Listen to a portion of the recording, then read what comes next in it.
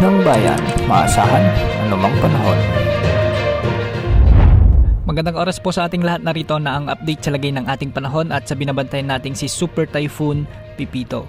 Patuloy na lumalapit sa bahagi ng Northeastern Bicol Region si Bagyong Pipito at huli itong namataan ng Pag-asa sa layong 120 km silangan ng Virac, Catanduanes.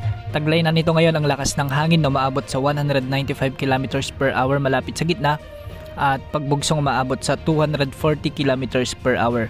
Sa ngayon ay kumikilos ito ng kanluran hilagang kanluran sa bilis na 20 km per hour.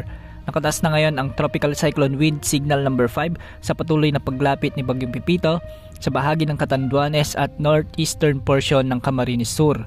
Nakataas na rin ang Signal number 4 sa Camarines Norte, ang hilagang bahagi at southeastern portions ng Camarines Sur at sa bahagi ng northeastern portion ng Albay. Samantalang Signal number 3 naman sa may Polillo Islands, ang northern at eastern portion ng mainland Quezon Province, ang nalalabing bahagi ng Camarines Sur, ang nalalabing bahagi ng Albay at ang northern portion ng Sorsogon. Sa Visayas, Signal number 3 din sa silangan at gitnang bahagi ng Northern Samar at ang northern portion ng Eastern Samar. Ang katas naman ang Tropical Cyclone Wind Signal number 2 at Signal number 1 sa halos buong Northern at Central Luzon kasama ng Calabarzon, Metro Manila at ilang bahagi pa ng Mimaropa kasama na ang Central Visayas at Eastern Visayas. Ayon sa Pag-asa, posibleng magdulot ng hanggang sa 3 metro na storm surge ang mga lugar kung saan direktang tatamaan si Bagyong Pipito, lalo na sa mga coastal areas at kanina nga umaga ay marami ng lugar ang nakaranas ng pagtaas ng tubig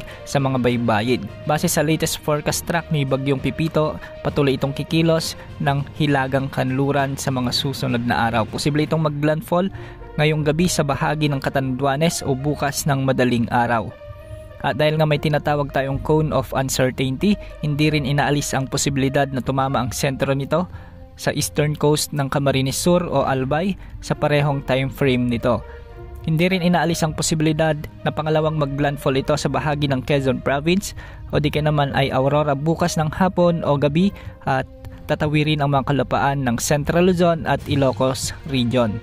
Unang maglalandfall si Bagyong Pipito sa bahagi ng Catanduanes ngayong gabi.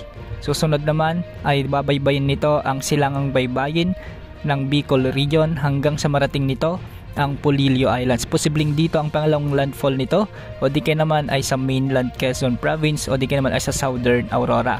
Tatawirin nito ang mga lalawigan ng Nueva Ecija, Benguet at La Union kung hindi magbabago ang forecast track nito. Pagsapit ng Lunes ay posible nang makalabas ito sa ating area of responsibility pagsapit ng hapon. Sa mga kababayan natin na direktang tatamaan ni Bagyong Pipito, hindi po biro ang dalang hangin at malalakas na pag-ulan nito. Kaya dapat ngayon ay nakapaghanda na, nakalikas na o di ka naman ay nakaredy na ang mga dapat ihanda. Ngayong gabi hanggang bukas ay naasahan ng magdadala ng mga matitinding pag-ulan si Bagyong Pipito lalo na ngayong gabi sa bahagi ng Bicol Region.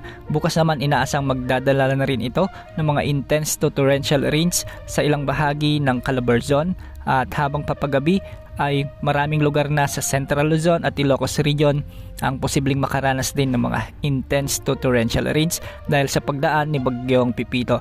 Pinag-iingat po natin ang lahat sa banta ng pagbaha at pagguho ng lupa, lalo na sa mga lugar na madalas bahain at mga lugar na madaling magkaroon ng landslide. Yan ang update sa lagay ng panahon. Ito po ang weather update ng bayan, maaasahan anumang panahon.